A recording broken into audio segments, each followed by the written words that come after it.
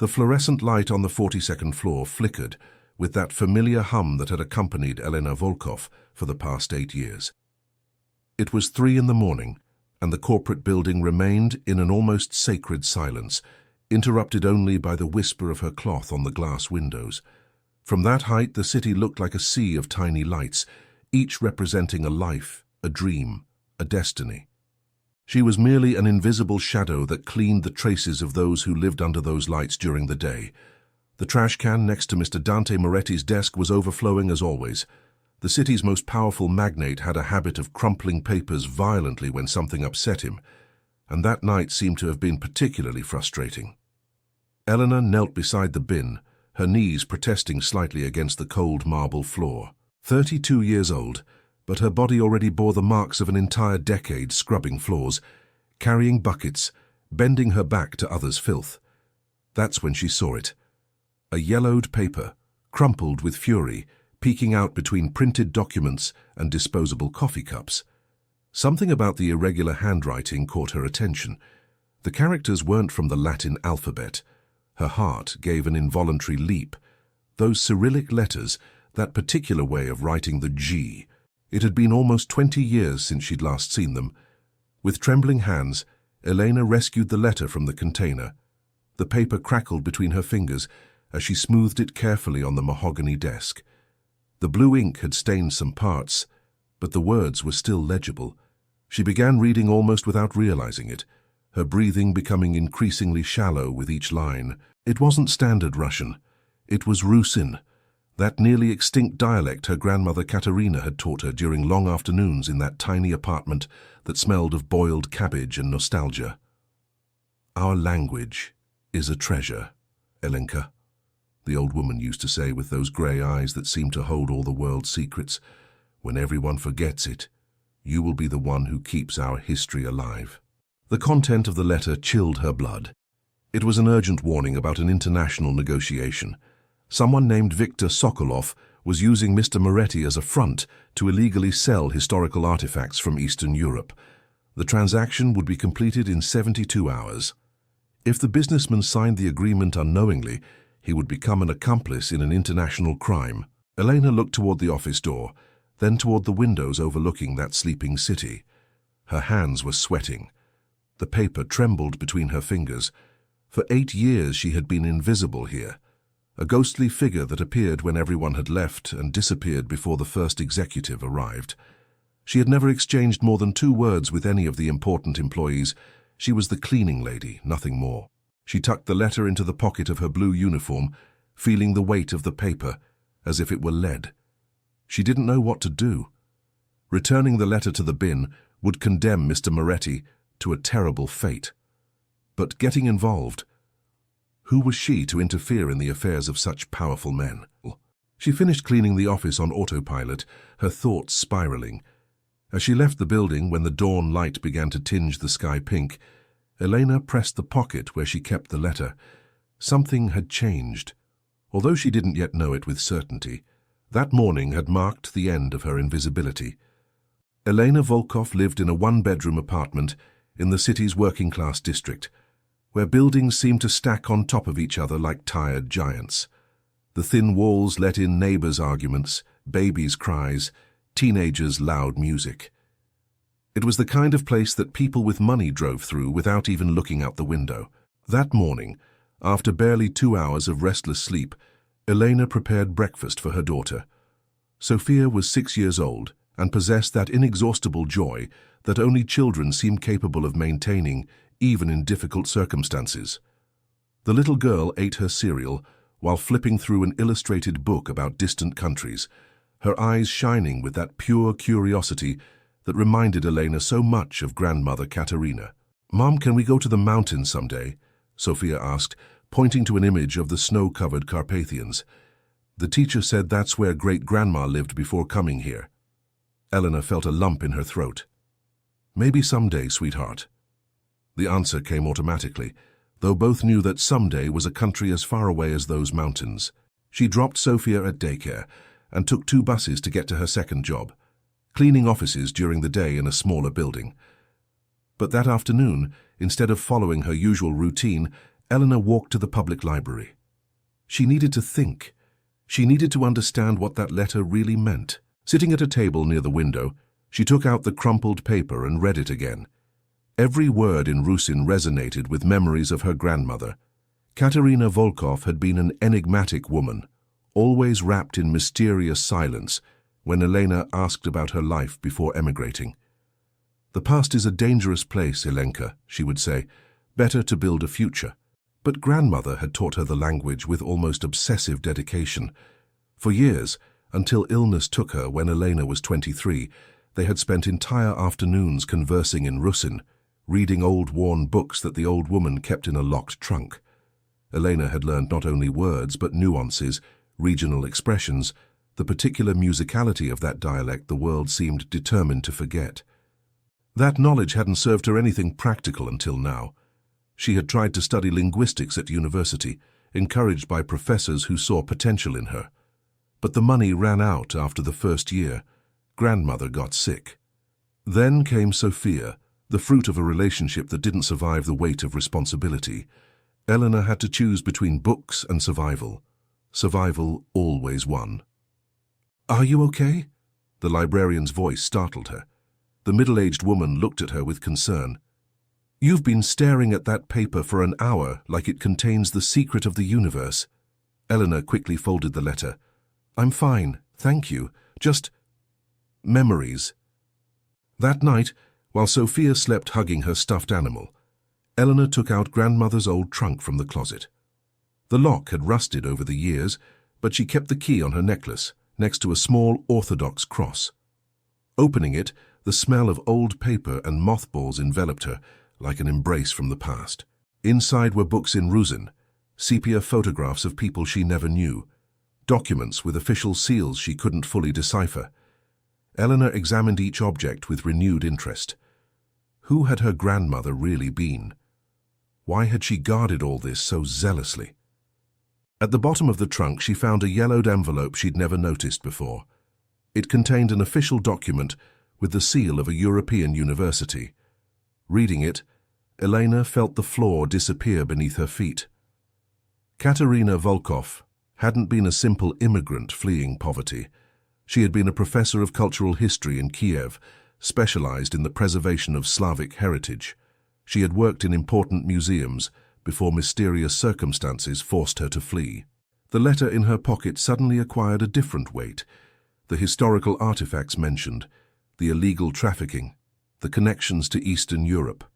Everything resonated with her grandmother's secret life. Was it possible there was a connection? Elena didn't sleep that night.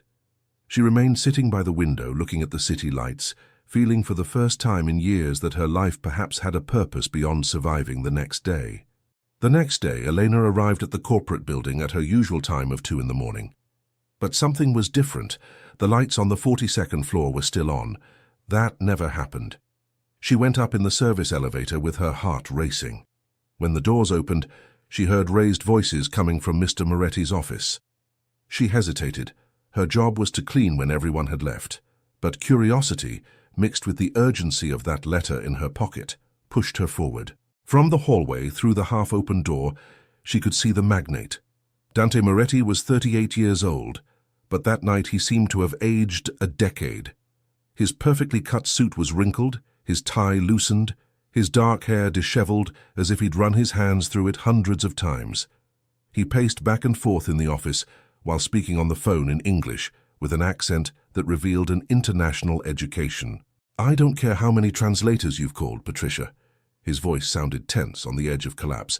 "I need someone who understands that damned dialect. How hard can it be?" Elena shrank against the wall, invisible as always.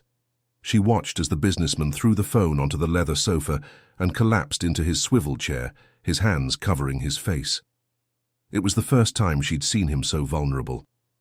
For years, Dante Moretti had been just a distant figure, a name on the bronze plaque, a man who left half-drunk coffees and signed contracts on his desk. The office door opened completely, and a woman Elena recognized as Patricia Sandoval entered, the executive secretary. 35 years old, always impeccable, with that air of military efficiency that intimidated even the most arrogant executives. She carried a tablet in her hands, and her expression was one of poorly disguised concern. "Mr. Moretti, I've contacted all the translation agencies in the city," Patricia said in a controlled voice, though Elena detected a barely perceptible tremor. "None of their linguists master Rusin. It's a practically dead dialect. The closest I found is a retired professor who lives 300 miles from here and can't travel for 4 days. 4 days, Dante repeated with bitterness. In 4 days I'll have lost everything. The investment of my life, Patricia, 20 years building this empire, and it all crumbles because I can't understand a damned piece of paper." Elena felt her legs trembling. She knew what paper he was talking about. The letter she'd rescued from the bin was still in her pocket, but there was something else, something the businessman mentioned that wasn't in that letter. "What about the digital file they sent this morning?" Patricia asked. Dante laughed without humor. "More documents in the same incomprehensible dialect. Viktor Sokolov is very clever. He sent the proposal in a language he knew no one here could read easily. By the time we find someone competent, the deadline will have expired and I'll lose my purchase guarantee. He and his partners will keep the assets." "I don't understand why we can't simply reject the offer," Patricia murmured. "Because I signed a letter of intent 3 months ago, without knowing exactly what I was getting into. If I don't complete the transaction, or don't present valid arguments to cancel it, the initial deposit of 50 million is automatically lost. And that's just the beginning of the legal problems." Elena bit her lip. Now she understood the magnitude of the matter, but there was something the businessman didn't yet know, something the forgotten letter in the bin revealed. The transaction wasn't just a bad deal, it was illegal. Patricia approached the desk. "We could hire someone without verified credentials just for the urgency."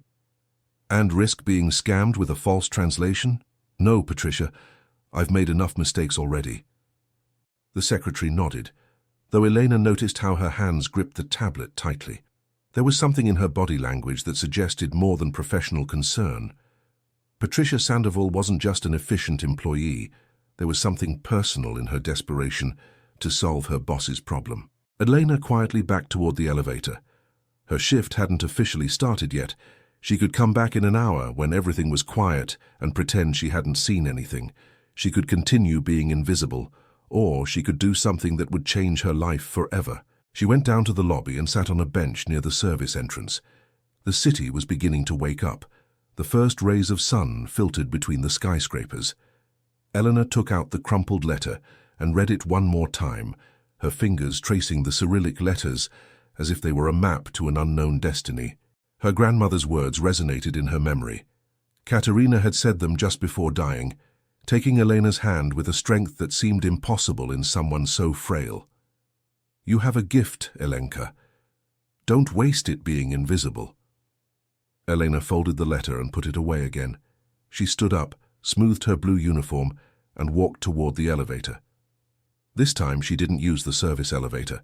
She pressed the button for the main elevator, the one she'd never used in 8 years. It was time to stop being invisible. The elevator seemed to move with torturous slowness. Elena watched the numbers light up one after another, her reflection in the stainless steel doors showing a woman she barely recognized. Her blue uniform looked more worn than she remembered, the seams fraying slightly at the edges. Her brown hair, always pulled back in a practical ponytail, had loose strands escaping the rubber band. 32 years old, but in that moment she felt like she was 16 again, standing before the university admissions committee, trying to prove she deserved a chance. 42nd floor. The doors opened and Elena forced herself to step out before her body decided to stay paralyzed. The marble hallway amplified every step of her worn shoes.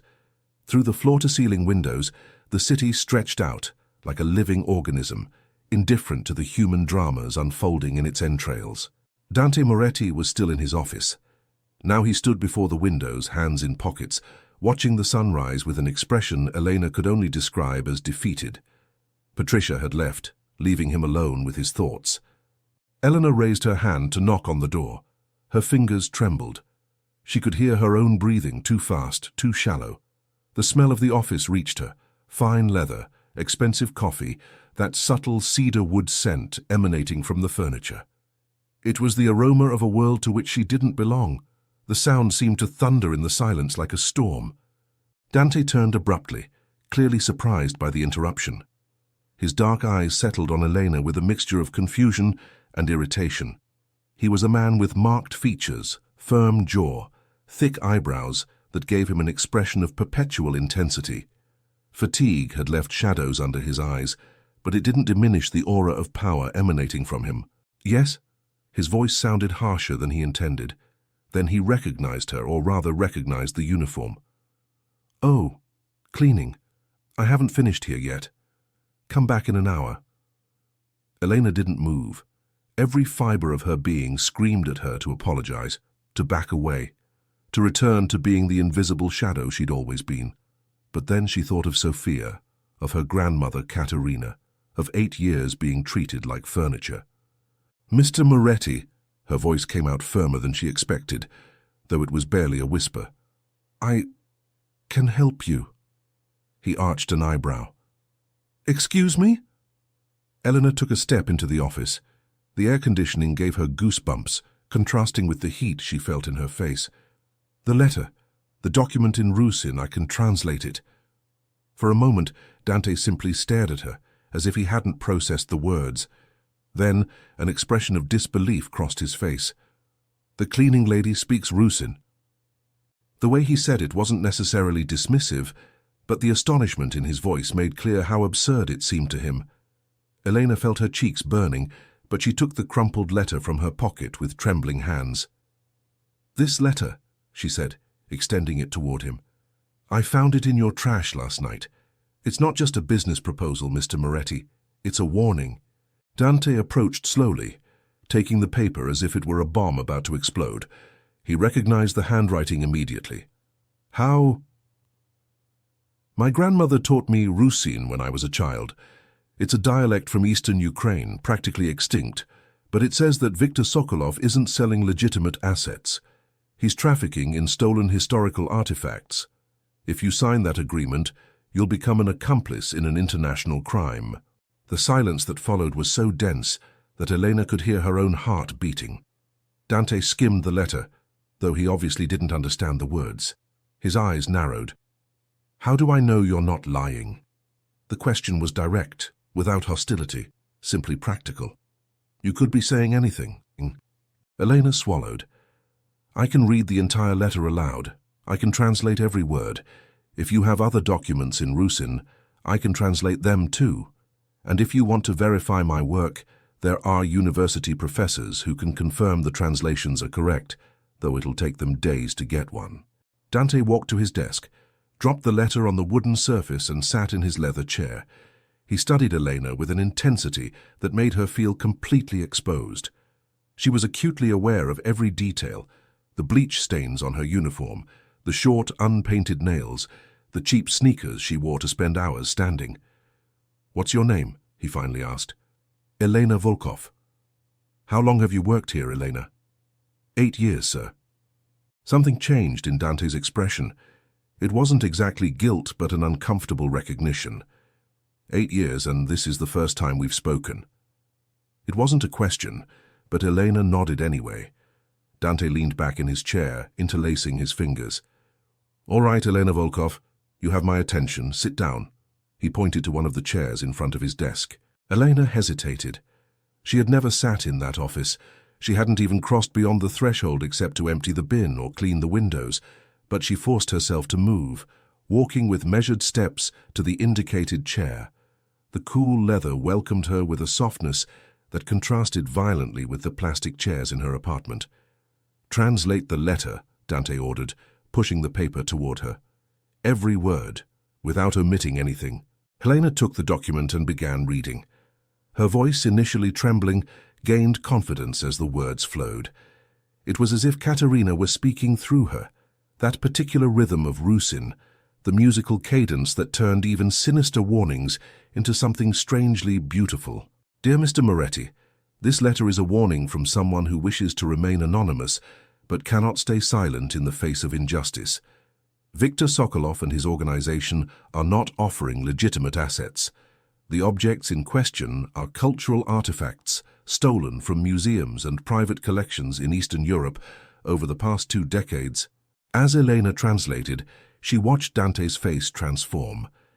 The initial irritation gave way to concentration, then to concern, finally to horror.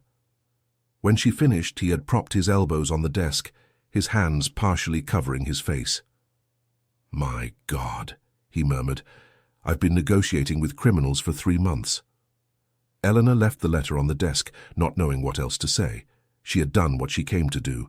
Now it was his decision what to do with that information. Dante looked at her again, but this time his expression was completely different. There was respect in his eyes, mixed with something that could be gratitude or amazement. "Why did you do this? You could have just thrown the letter away again and gone on with your work." The question took her by surprise. Elena thought of all the possible answers, but only one was truly honest. "Because my grandmother taught me that knowledge without action is just noise, and because," she paused, searching for the right words, "because I've spent 8 years being invisible here. Maybe it's time someone sees me." The sun was already high when Patricia Sandoval returned to the office with 2 steaming coffees and the expression of someone who hadn't slept at all. She stopped short upon seeing Elena still seated in front of Dante's desk, surrounded by printed documents covered in Cyrillic characters. "What's happening here?" Patricia's voice was sharp, automatically defensive. Dante looked up from the notes he'd been taking. "Patricia, this is Elena Volkov. She's been working in cleaning here for 8 years, and it turns out she speaks Rusin." The secretary blinked, processing the information. She looked at Elena with a mixture of skepticism and something that could be threat.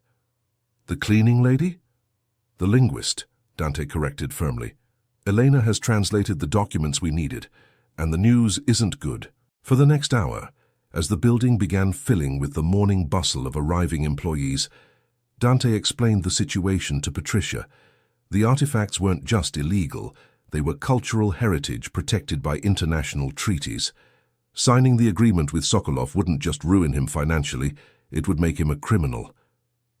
Patricia listened in silence, her expression hardening more and more. When Dante finished, she turned to Elena with calculating eyes. "How do we know her translation is correct?" "You don't," Elena responded calmly, though the accusatory tone had made her cringe internally. "As I said before, you can verify with professional linguists, but that will take days you don't have." Patricia opened her mouth to reply, but Dante interrupted. "Elena saved a crucial letter that could have destroyed or ignored. If she wanted to harm me, she wouldn't be here risking her job to warn me." He paused. "In fact, I'm officially hiring you as a temporary consultant. Patricia, prepare a contract. 3 months with option to renew, senior consultant salary." Elena felt the world tilt. "What?" "Triple your current salary at minimum," Dante continued as if he hadn't heard her. "I need you to review all documents related to the Sokolov negotiation. Every email, every file, every damn post-it. If there are more traps hidden, I need to find them before Friday." "Mr. Moretti," Elena's voice came out trembling. I don't know if I can..." "Can you read Rusin?" he asked.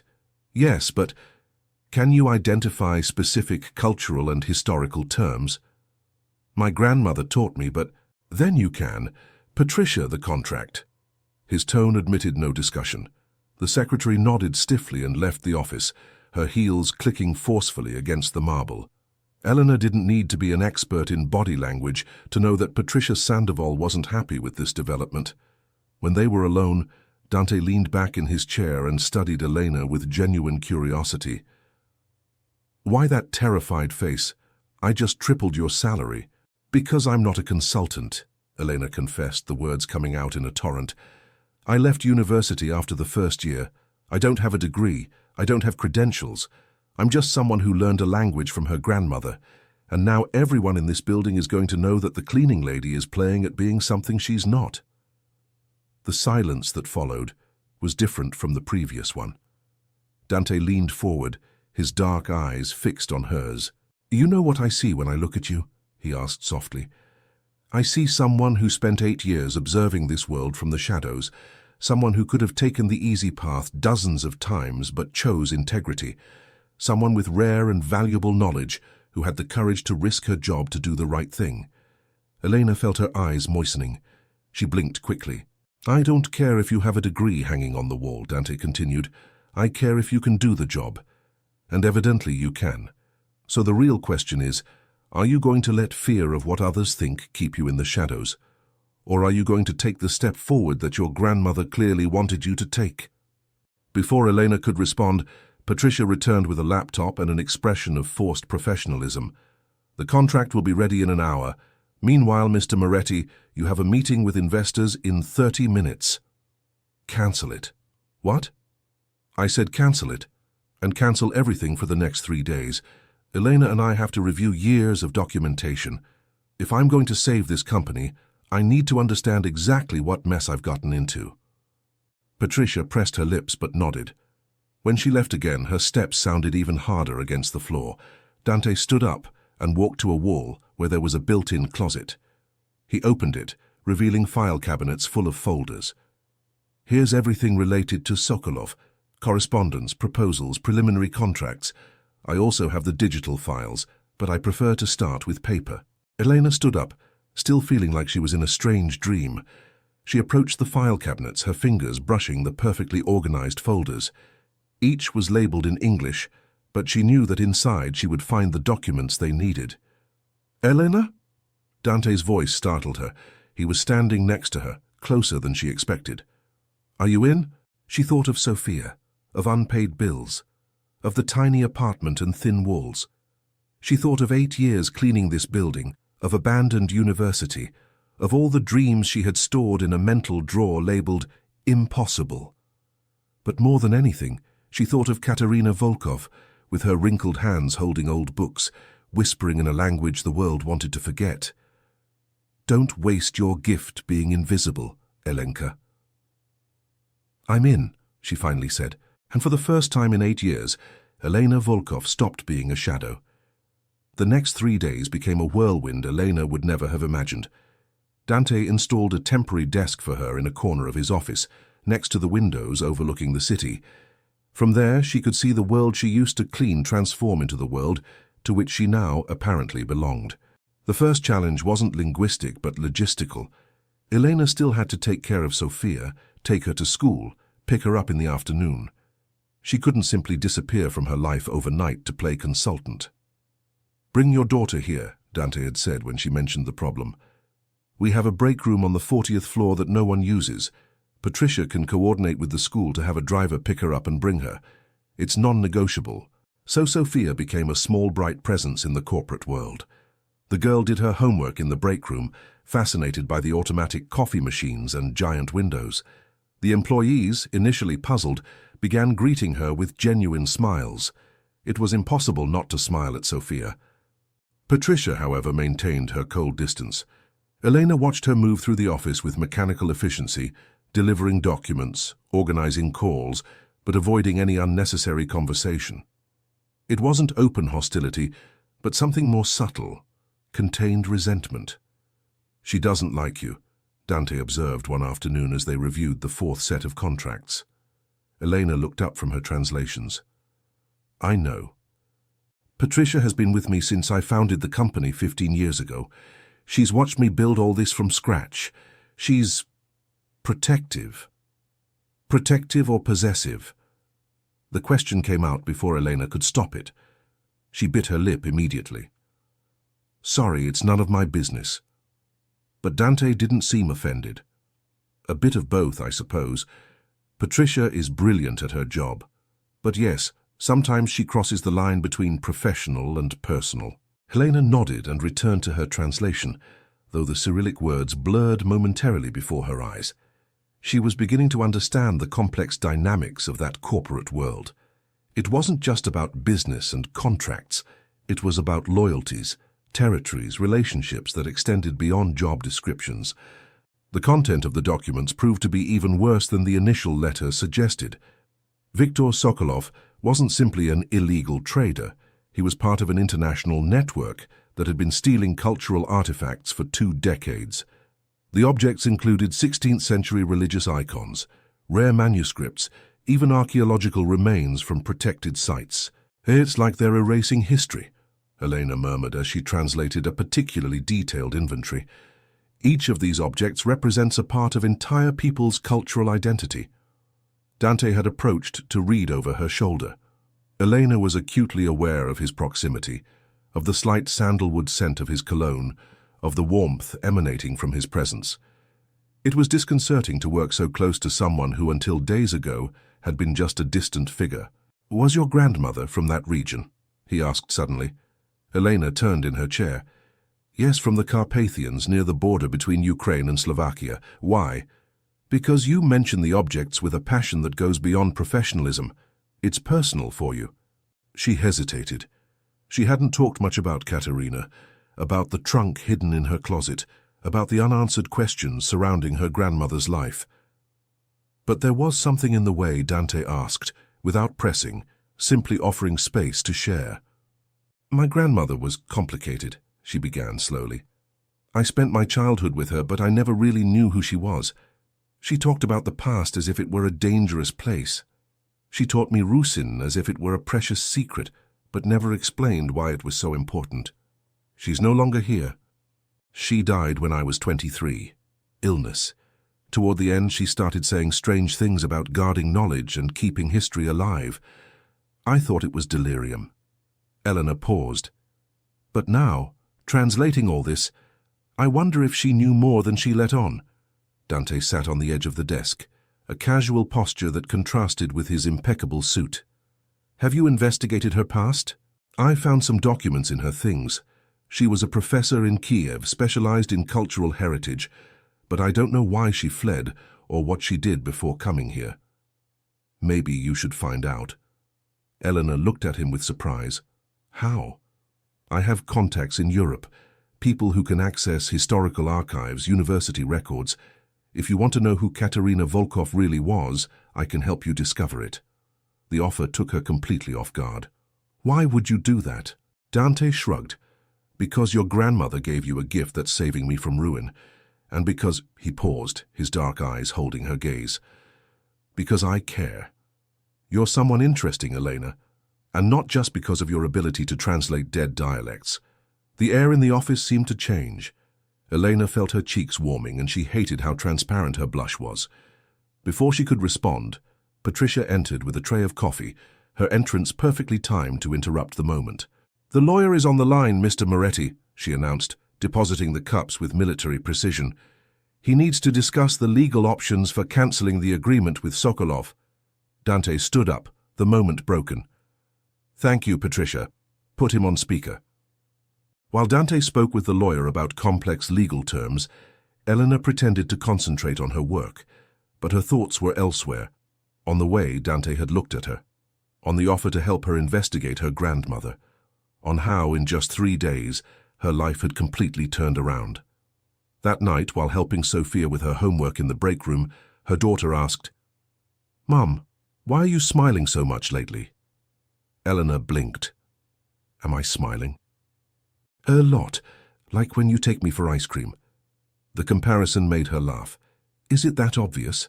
Sophia nodded wisely. "The man in the suit also smiles when he looks at you." "Sophia." "Just saying." The girl returned to her notebook with a mischievous smile that was too perceptive for her 6 years. Elena shook her head, but couldn't deny the warmth she felt in her chest. For the first time in years, she wasn't just surviving. She was living. And that was terrifying and exciting in equal parts. Friday morning, Eleanor arrived at the corporate building in the main elevator for the 4th consecutive time, but this time, instead of her worn blue uniform, she wore clothes that Patricia had ordered for professionalism. Dark pants, a simple white blouse, a jacket that actually fit her well.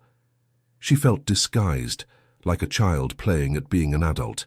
"You look different," commented Carlos, the security guard who had watched her pass in uniform for 8 years. His tone wasn't critical, just observant. "New clothes." "Temporary consultant," Elena responded, showing the credential Patricia had given her the day before. A laminated card with her photo, her name in clear letters, and the title, Cultural Consultant. Carlos whistled softly. Quite a change. Congratulations. But as she went up to the 42nd floor, Elena couldn't shake the feeling of being an imposter. Her former cleaning colleagues had begun treating her differently, some with admiration, others with barely disguised resentment. Lucky you, Maria, a 50-year-old woman who'd been cleaning the building since before Elena, had told her. The tone wasn't friendly. Dante's office was unusually full that morning. 3 lawyers occupied the leather sofa. Patricia coordinated documents from her tablet, and an older man with round glasses that Elena didn't recognize was sitting in one of the chairs in front of the desk. "Ah, Elena, perfect timing," Dante greeted. "This is Dr. Mikhail Petrovich, Professor Emeritus of Slavic Linguistics from the university. He's come to verify your translations."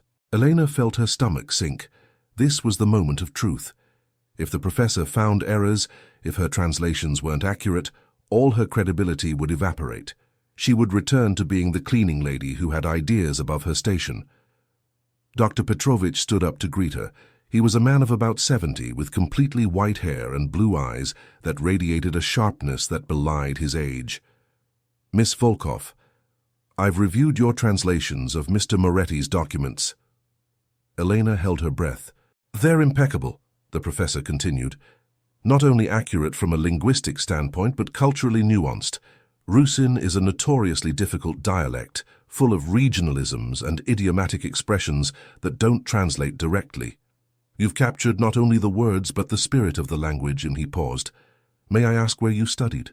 "I didn't study formally," Elena admitted, preparing for the disappointment that would inevitably come.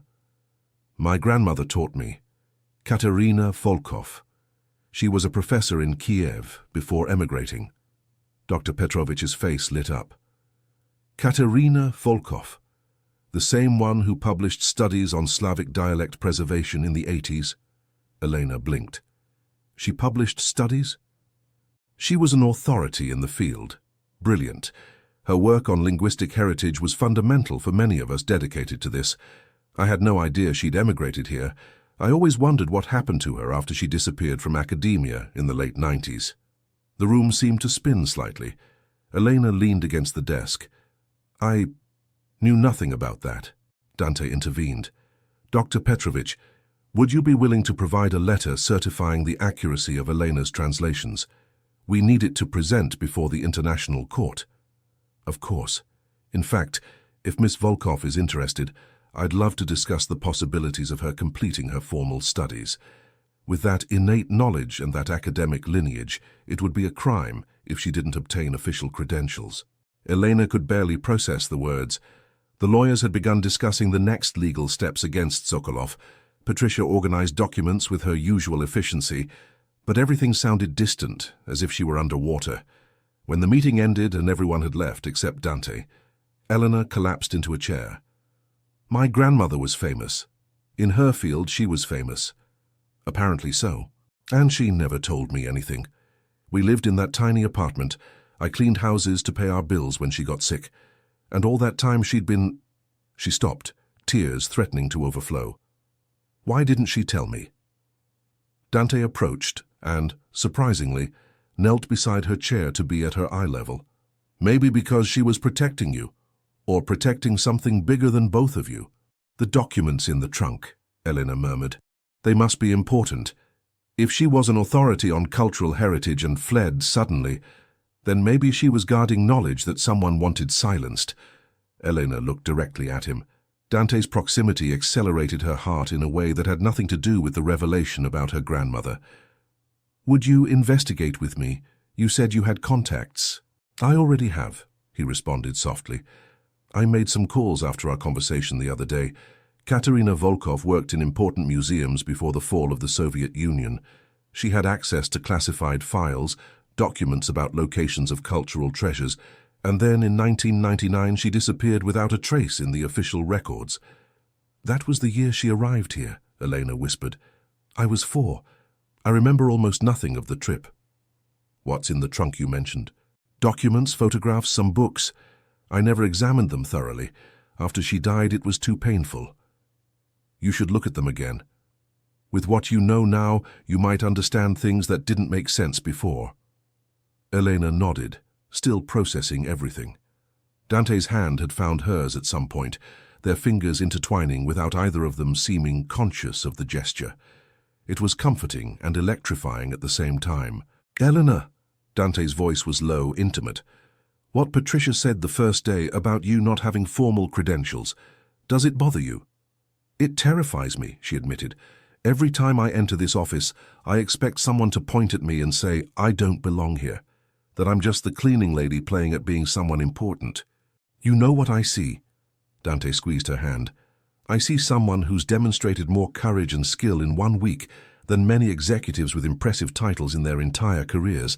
I see someone who chose to do the right thing over the safe thing, and I see—" He stopped as if considering his next words carefully. "I see someone who makes me want to be a better person." Elena felt the air catch in her lungs. The intensity in Dante's eyes was overwhelming. They were so close she could count the small scars on his jaw, probably from old fights or childhood accidents. The door burst open. Patricia entered with an urgent expression, then stopped upon seeing them. Her eyes landed on their intertwined hands for a fraction of a second before both let go. "Mr. Moretti," Patricia's voice sounded colder than ever.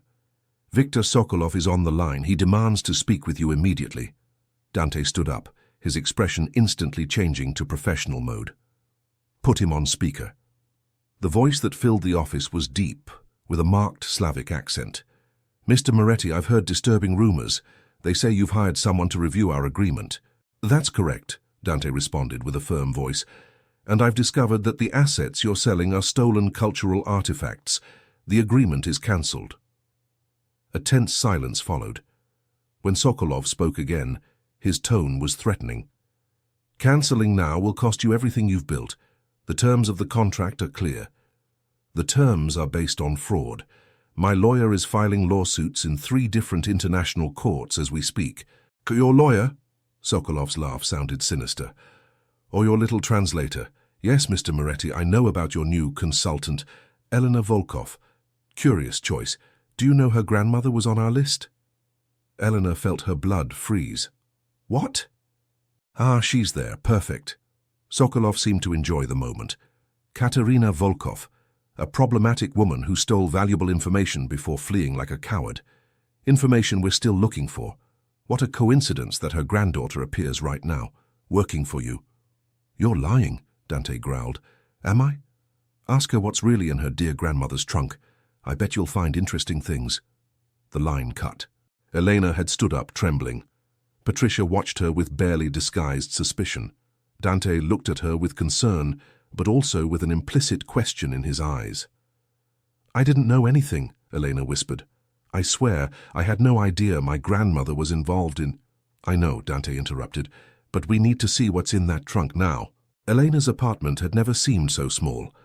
Dante stood in the center of the living room, his designer suit contrasting violently with the peeling walls and patched sofa. Patricia had insisted on accompanying them, her presence filling the limited space with palpable tension.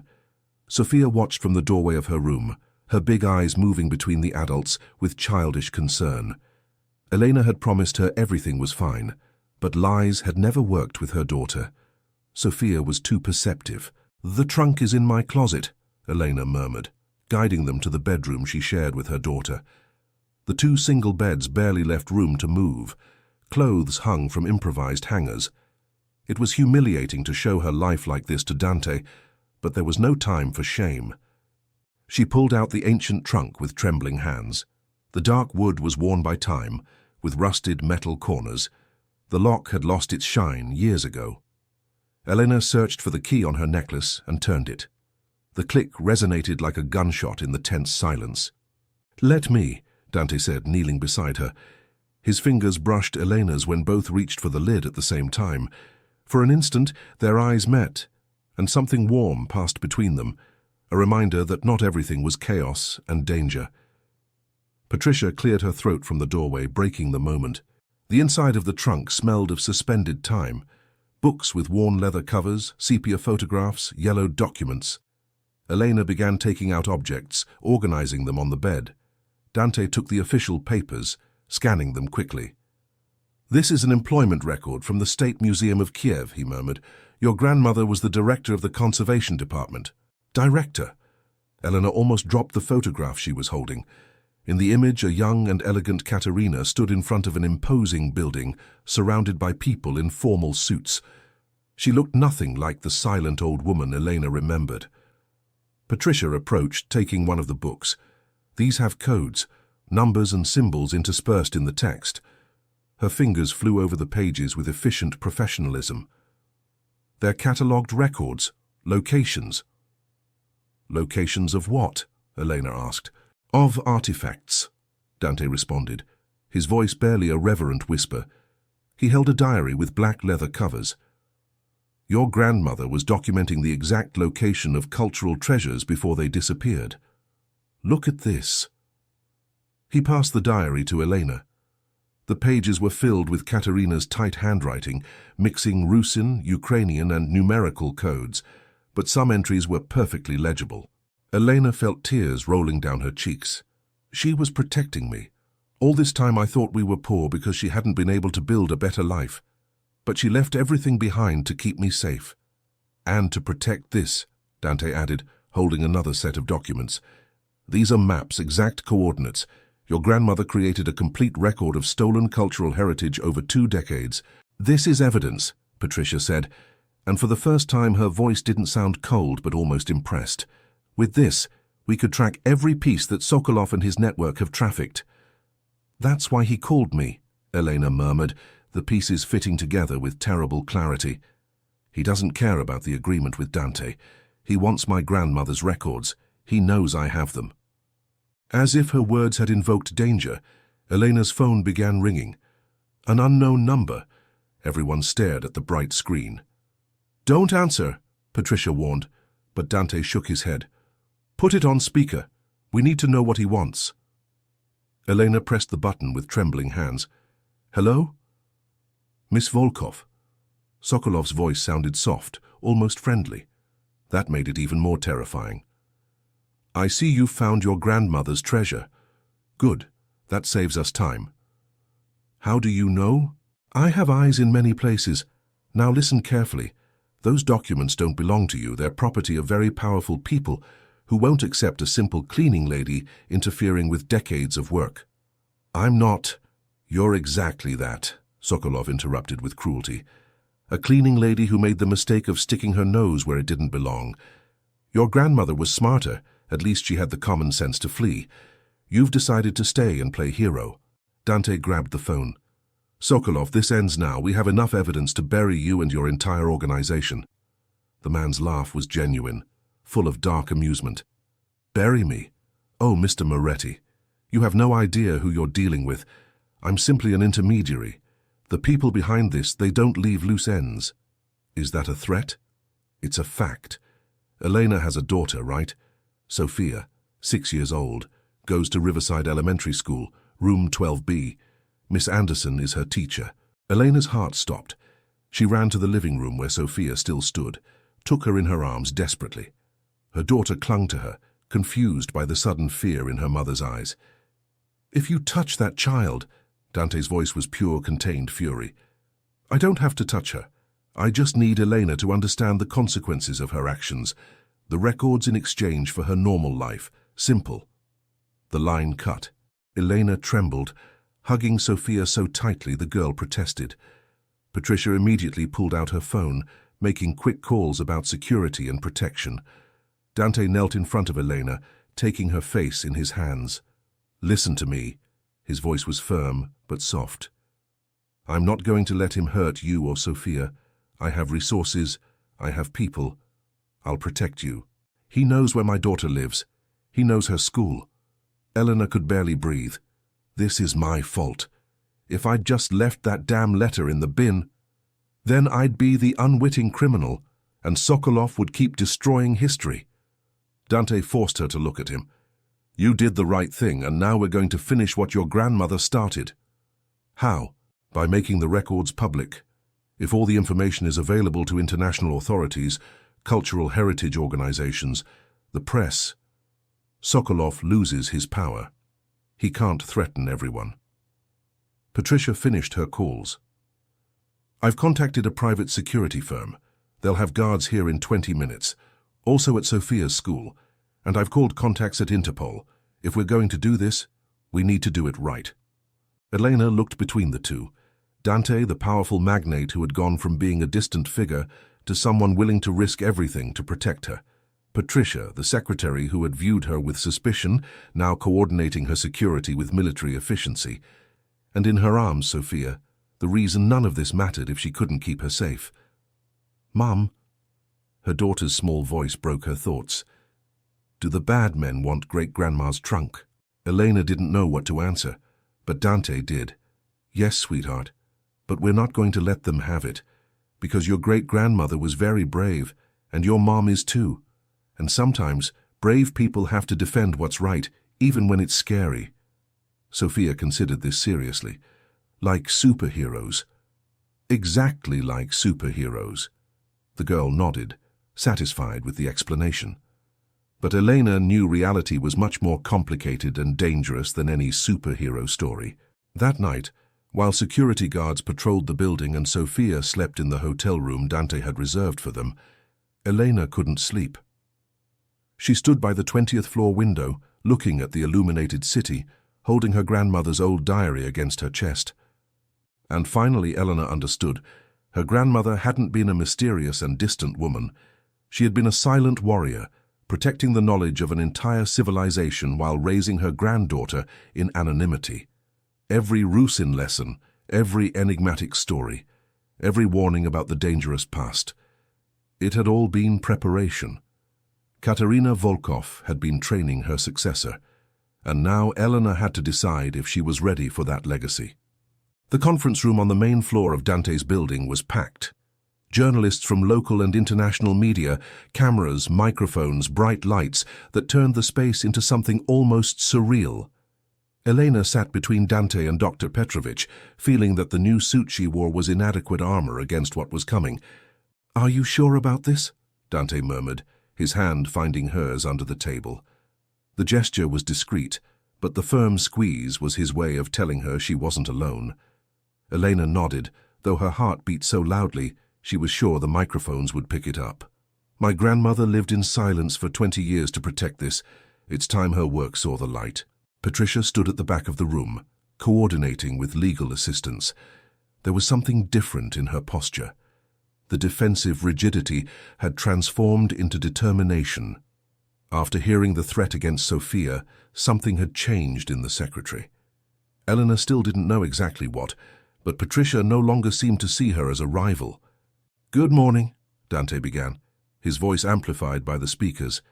"Thank you for coming on such short notice. What we're presenting today is the result of an investigation that began with the discovery of critical historical documents." The screen behind them came to life, showing images of cultural artifacts, religious icons, ancient manuscripts, precious ceramics. Each image was accompanied by data, date of disappearance, original location, incalculable cultural value. "These objects," Dante continued, "were systematically stolen from museums, private collections, and archaeological sites in Eastern Europe over the past 2 decades. The trafficking network responsible has operated with impunity, selling the heritage of entire nations to the highest bidder." A murmur ran through the room.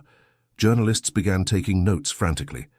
"The information we present today," Dante paused, looking directly at Elena, "was preserved at great personal risk by Dr. Katerina Volkov, an authority on cultural heritage who worked tirelessly to document these crimes before being forced into exile."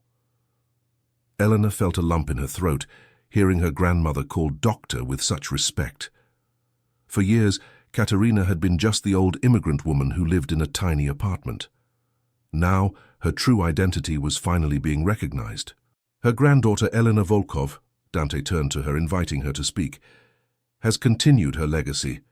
Elena, can you explain how these documents came into your hands? The cameras focused on her. Elena felt the air in the room become heavier. She could see her own hands trembling slightly on the table, but then she thought of Sophia, sleeping safely in the hotel with guards protecting every entrance.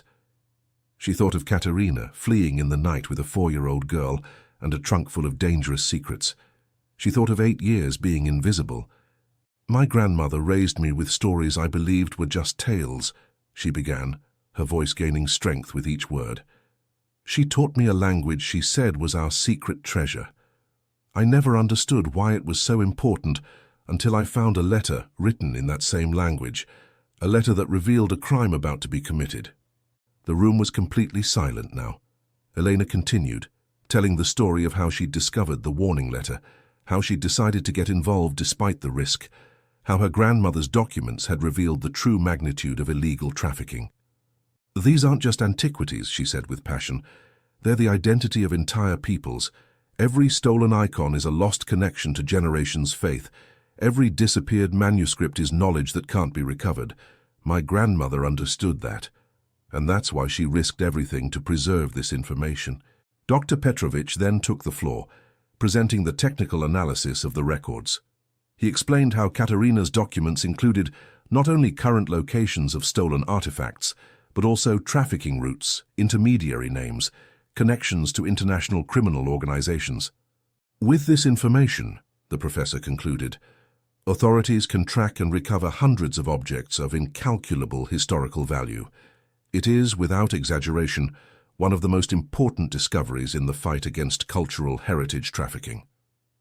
Questions began pouring in. Which countries were involved? How much were the objects worth? Were there threats of retaliation? Dante handled most with professional diplomacy, but when a journalist asked directly, "Is it true the criminal organization has threatened Miss Volkov and her family?" the silence became heavy.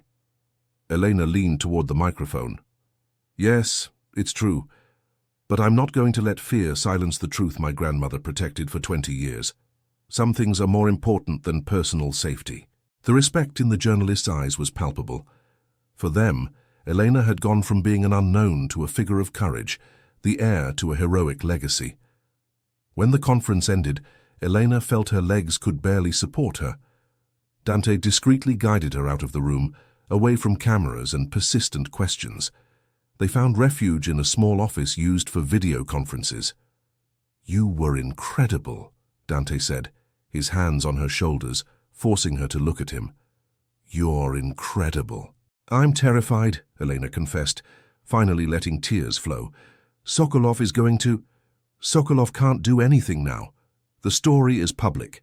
If anything happens to you or Sophia, he's the first suspect. We've eliminated his greatest advantage, secrecy." Patricia entered without knocking, her tablet in hand. "The media is exploding. There are already 3 international cultural heritage organizations requesting meetings. Interpol wants the original documents and..." She paused, something close to a smile touching her lips. "The Ukrainian ambassador just called. He wants to officially recognize Elena and her grandmother." Elena collapsed into a chair. "It's too much. Everything is too much." "It's justice," Patricia corrected softly. And then, surprisingly, she knelt in front of Elena, her expression serious but no longer hostile. "I was unfair to you from the beginning. I saw you as a threat when I should have seen you for what you are. Someone extraordinary, I'm sorry." The apology took Elena completely off guard. "Patricia, you don't need to apologize for me. I just need you to know I'm on your side now, completely." She stood up, recovering her professional composure. "And as someone on your side, I need to tell you something important." She looked meaningfully at Dante, then back at Elena. "He looks at you in a way I haven't seen in the 15 years I've been working here, and you look at him the same way. I'm not blind. But what you need to understand is that the world is watching you now. The media will speculate. They'll create narratives. You have to decide how you want to handle this." Elena felt her cheeks burning. "Handle what?" "Whatever is happening between you two." Patricia pointed at both. "And before you deny it, I'm a professional observer. I know the difference between workplace courtesy and this." Dante and Elena exchanged a glance. It hadn't been something discussed. There hadn't been a defining moment, just an accumulation of small gestures, intertwined hands, prolonged glances, genuine concern for each other's well-being. "This is completely inappropriate," Elena murmured. "I'm your employee, technically." "You're my independent consultant," Dante corrected. and an adult person free to make her own decisions. A person who less than 2 weeks ago was cleaning your office. A person, he said firmly, closing the distance between them, who saved me from committing the biggest mistake of my life and who's shown me more courage than I've seen in anyone. Elena, I don't care how we met. I care who you are. Patricia cleared her throat. And that's exactly the type of moment the media would love to capture. That's why I suggest you be honest with yourselves about what you want, but careful about how you present it to the world. With that, she left the office, leaving them alone with the unspoken truth floating in the air. Elena was the first to speak. I have a 6-year-old daughter. I live in an apartment with mold on the walls. Until 2 weeks ago, my life was surviving day to day. And you're a man who's built an empire, but never felt he belonged to it, Dante interrupted. An orphan who spent his life searching for connection without knowing exactly what he was looking for. And then you appear, with your cleaning uniforms and your knowledge of dead languages, and suddenly everything makes sense. Dante, you don't have to say anything now. I know it's complicated. I know the timing is terrible. But when all this is over, when Sokolov is neutralized and your life returns to some kind of normal, I want to be in it. If you want that too. Elena looked at him. This man who had gone from being a distant figure to someone who made her heart beat in ways she'd forgotten were possible. She thought of all the practical reasons why this was a terrible idea, and then she thought of the way he looked at Sophia with genuine tenderness, the way he'd risked his own reputation to protect them, the way he never, not once, made her feel inferior. I want that too, she finally whispered, and when he kissed her, soft and carefully as if she were something precious, Elena felt that finally, after 32 years, she was exactly where she should be. The following days were a whirlwind of legal and media activity. Interpol opened a formal investigation. 3 European countries issued arrest warrants against Viktor Sokolov. Elena and her grandmother's story became international news, with headlines celebrating their courage. But Sokolov hadn't stayed still. The first sign of trouble came when Dante's lawyer received a defamation lawsuit. Sokolov alleged the accusations had ruined his reputation without concrete evidence. It was a transparent intimidation tactic, but effective in complicating things. The second sign was more sinister. Someone tried to hack the company's servers, looking for digital files of Katerina's records. Patricia discovered it before they caused real damage, but the message was clear. Sokolov wouldn't give up easily. Elena was reviewing documents in Dante's office when Patricia entered with a worried expression. We have a problem. A big problem. What happened? Dante looked up from his laptop. A man claiming to be Sokolov's lawyer is in reception. He demands to speak with you. He has documents he says you need to see. We can't simply... He came with police officers, Patricia interrupted. Apparently, he has a court order. Helena felt her stomach tighten. Dante stood up, his expression hardening. Have him come up. The man who entered 5 minutes later was the opposite of what Elena expected. He wasn't a threatening type in a dark suit, but a man of about 50 with an academic appearance. Round glasses, trimmed beard, worn leather briefcase. He looked more like a professor than a criminal lawyer.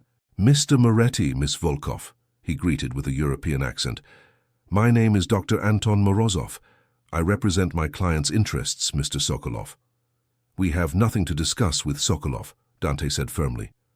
Oh, but I think you do. Morozov opened his briefcase and took out a folder. You see, my client is genuinely disturbed by the accusations, so much so that he's agreed to cooperate fully with authorities. Elena and Dante exchanged confused glances. Cooperate? Dante repeated. What does that mean? It means Mr. Sokolov is willing to reveal the entire artifact trafficking network, including clients, intermediaries, and object locations, under one condition. Of course there's a condition, Patricia muttered from her position by the door. Morozov smiled slightly. My client requests that the original records of Dr. Katerina Volkov be delivered exclusively to appropriate international authorities without further media exposure, and that Miss Volkov sign a confidentiality agreement regarding any additional information she may possess. You're joking, Elena exploded. He wants to silence me. He wants to protect himself, Morozov corrected calmly. You see, Miss Volkov, the information your grandmother compiled doesn't only incriminate my client. It includes names of very powerful collectors, politicians, even some members of European royalty, people who won't kindly accept being exposed. Then they should be exposed, Dante said. At what cost? The lawyer left the folder on the desk. These documents show only a fraction of what could happen if you continue down this path. Death threats received by witnesses in similar cases, families who had to enter witness protection, destroyed careers. Elena opened the folder with trembling hands. Inside were newspaper clippings, case reports, photographs of people whose lives had been ruined by daring to challenge powerful criminal networks. My client offers a reasonable exit, Morozov continued. The artifacts will be recovered. Criminals will be prosecuted. But you return to your lives without more drama. Miss Volkov can continue with her new career, and Mr. Moretti can return to his business. Everyone wins. Except the truth, Elena murmured. Truth, Morozov said softly, is a luxury we sometimes can't afford, especially when there's a 6-year-old girl involved. The mention of Sophia froze Elena's blood. Dante stood up abruptly, his chair screeching against the floor. Get out of my building. Now. Morozov wasn't fazed. You have 48 hours to consider the offer.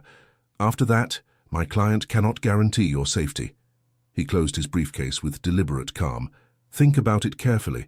Some battles aren't worth winning. When he left, the silence in the office was deafening. Patricia was the first to speak. It's a trap.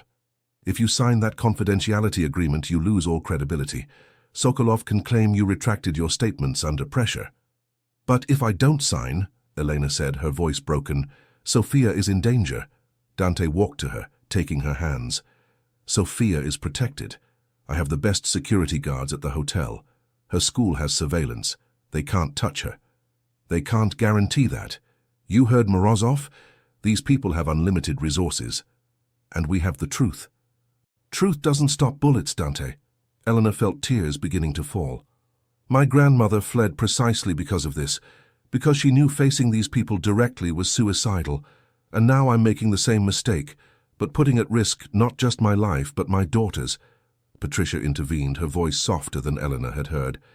What do you think your grandmother would want you to do? The question stopped her. Elena thought of Katerina, of the words she'd left in her diary, but grandmother had also fled. She had chosen her granddaughter's safety over exposing criminals. Wasn't that exactly what Elena should do now? I don't know, she finally admitted. I don't know anymore what's right. Dante hugged her, and Elena allowed herself to collapse for a moment, feeling the weight of everything that had happened in the past 2 weeks. She had gone from being invisible to being the center of an international drama. She had discovered secrets about her family. She had found something like love in the most unexpected place, and now she had to choose between her own safety and a principle. We're going to find a third option, Dante said firmly. There's always a third option. But as Elena remained in his arms, looking out the window at the city stretching to the horizon, she couldn't help wondering if this time the third option simply didn't exist. The hotel suite had become a luxury prison. Elena watched Sophia play with building blocks on the sofa, apparently oblivious to the fact that her life had been threatened by international criminals. Her daughter's innocence was a gift and a curse, protective, but also terrifying in its fragility. When are we going home, Mommy? Sophia asked without looking up from her blocks. Soon, sweetheart. You said that yesterday, and the day before. Elena had no answer for that. The 48-hour deadline was ending. Dante had convened an emergency meeting with his lawyers, Patricia, and security experts, but Elena knew that no amount of planning could eliminate the risk completely. The door opened, and Dante entered with Patricia. Both had serious expressions that didn't bode well. Sophia, Dante called softly. Would you like to go to the next room? There are new games I ordered especially for you. The girl looked between the adults with that childish intuition that perceives unspoken tensions. Are you going to talk about boring adult stuff? The most boring, Dante confirmed with a forced smile. When Sophia left with one of the security guards, Dante's smile faded. He sat in front of Elena, taking her hands. "We've reviewed all the options," he began. "Legally, you can't be forced to sign the confidentiality agreement. Freedom of expression is on your side." "But—" Eleanor could already feel the weight of the "but" approaching. "But my security experts can't guarantee total long-term protection," Dante continued, frustration evident in his voice. "Sokolov and his network have practically unlimited resources. They can wait. They can watch. Eventually, they'll find a moment of vulnerability." "Then the answer is obvious," Eleanor murmured. "I signed the agreement." "No," Patricia said firmly, surprising both. "Absolutely not.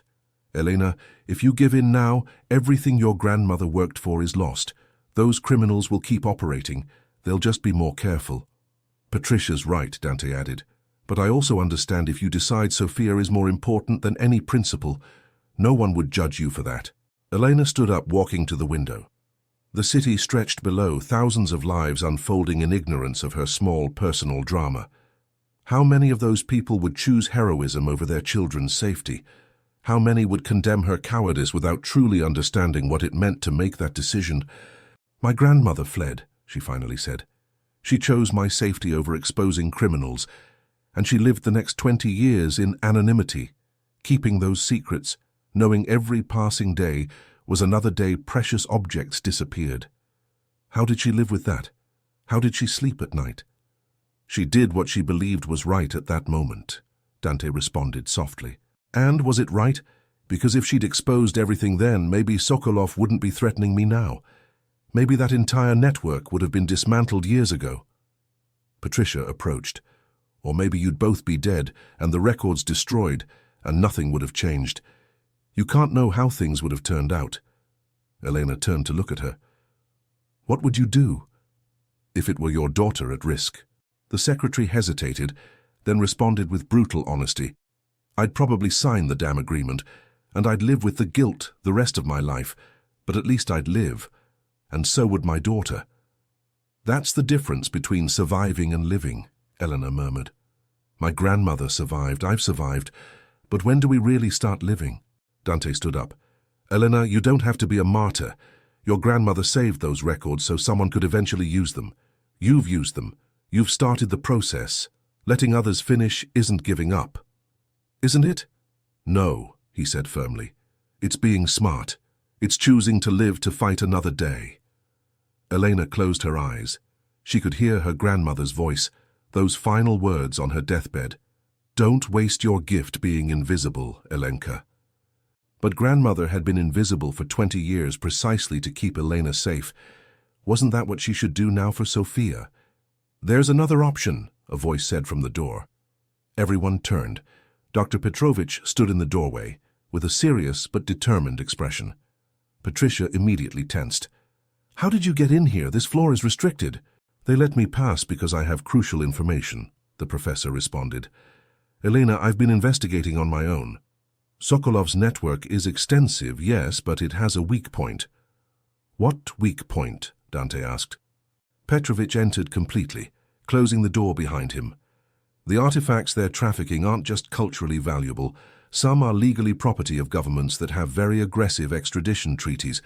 If we can prove certain specific objects are in possession of collectors in countries that cooperate with those treaties, we can initiate a cascade of legal actions that Sokolov can't stop." "We've already filed complaints with Interpol," Patricia said. "Interpol acts slowly, but if we directly involve national governments whose treasures were stolen, the process accelerates dramatically. And once those governments get involved, protecting key witnesses like Elena becomes a diplomatic priority, not just private security." Elena felt a spark of hope. "Are you saying if we provide specific evidence to the right governments, you become an internationally protected witness, not perfectly safe but infinitely safer than now, and Sokolov loses his main advantage?" Dante was already pulling out his phone. "Which governments? Which specific objects?" For the next hour, Petrovich broke down his plan. Katerina's records included documentation of 16th-century religious icons that officially belonged to the Russian Orthodox Church, manuscripts that were property of the Ukrainian government, Polish artifacts that had been stolen during World War II and never recovered. "Each of these has not only cultural but political value," the professor explained. Governments will want to recover them, and to recover them, they'll need your testimony, Elena, which means they'll protect you. And Sokolov, Elena asked. When multiple governments start pressing, his protection network will crumble. Corrupt politicians who've been helping him will have to choose between their loyalty to him and their own careers. Most will choose their careers.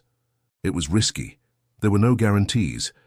But for the first time in days, Elena felt there was a path that didn't require betraying her grandmother's legacy or putting Sofia in endless danger.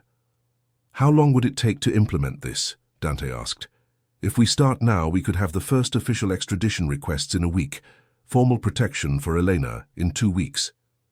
Sokolov's deadline ends tomorrow, Patricia noted.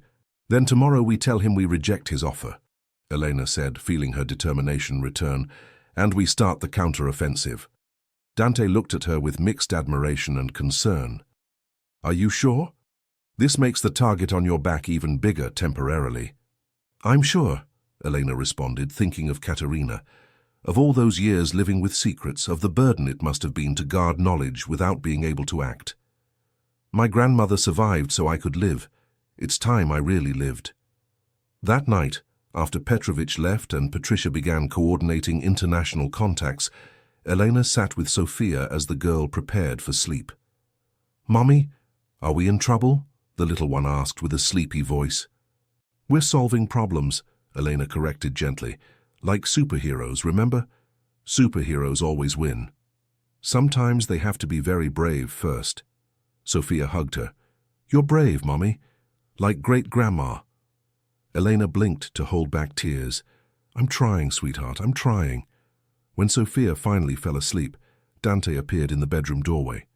Without saying a word, he extended his hand. Elena took it, letting him guide her to the suite's private balcony. The city glowed below, a universe of possibilities and dangers. I love you, Dante said suddenly, the words coming out as if he'd been holding them too long. I know it's fast. I know the circumstances are crazy, but I've known since I saw you standing in my office, trembling but refusing to back down. I love you, Elena. Elena felt something inside her break and reform at the same time. 2 weeks ago, I was cleaning your office. 2 weeks ago, I was a man who'd built an empire without knowing why. You gave meaning to everything. Dante. You don't have to say anything now. I just needed you to know. Whatever happens tomorrow, or next week, or next month, I love you. And I'm going to protect you and Sofia with everything I have. Elena looked at him, this impossible man who had entered her life at the most chaotic moment possible, and she realized she loved him too, not for his money or his power, but for the way he looked at her as if she were the most valuable thing in his world, for how he spoke to Sofia with genuine tenderness, for how he'd risked everything to do the right thing. I love you too, she whispered, and when they kissed under the city stars, Elena felt that finally, after a lifetime of being invisible, someone not only saw her, they valued her. They loved her. Tomorrow they would face Sokolov. But tonight, they had this. And it was enough. Morning came too quickly. Elena woke with Sofia curled against her, and for a moment she allowed the outside world not to exist. Just this room, this child, this temporary safety bubble. But reality knocked on the door in the form of Patricia, entering with 2 coffees and a business expression. The ambassadors are in conference with Dr. Petrovich, she informed. Ukraine, Poland, and Russia have expressed formal interest. Protection documents are being processed. And Sokolov? His lawyer called an hour ago. He demands an answer before noon. Elena looked at the clock. It was 9. 3 hours. Dante appeared behind Patricia, already dressed in a suit, but with a tired expression suggesting he hadn't slept well either. The lawyers are preparing a formal response rejecting the agreement, but I need to know if you're absolutely sure. Elena looked at Sofia, still asleep, her breathing soft and constant. She thought of Katerina, of 20 years of silence. She thought of all the lost cultural objects, of erased stories, of stolen heritage. I'm sure. Dante's office had transformed into an operations center. There were 3 laptops open with ongoing video conferences. Dr. Petrovich was on one, discussing technical details with Ukrainian officials. Two lawyers occupied the sofa, reviewing documents intensely.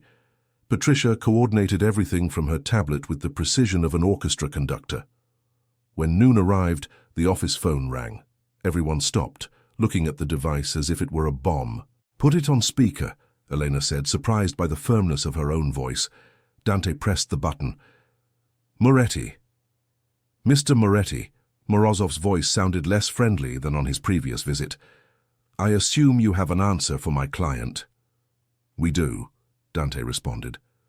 "The answer is no. We won't sign any confidentiality agreement. And Miss Volkov will continue cooperating fully with all international authorities." A heavy silence. Then a second voice spoke, hoarser, with the Slavic accent Elena recognized from the first threatening call. "Miss Volkov," Sokolov sounded almost amused.